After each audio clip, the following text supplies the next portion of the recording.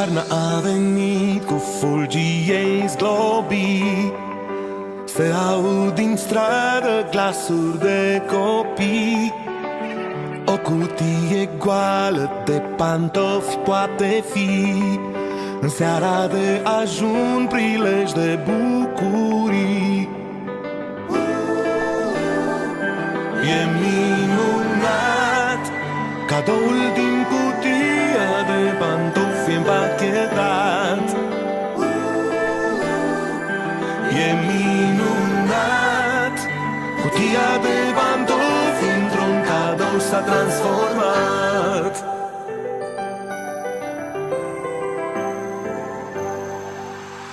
Ești român și-ai învățat să dăruiești, iar la schimb un zâmbet cald poți să primești din dorințe scrise în seara de ajun.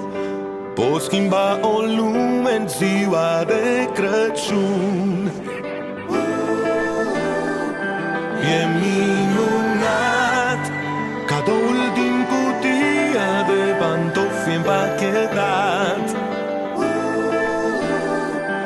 E minunat, cutia de pantofi într-un cadou s-a transformat.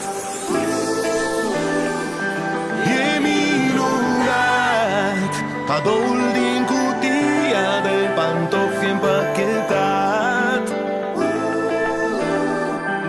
E minunat, cutia de pantofi într-un cadou s-a transformat.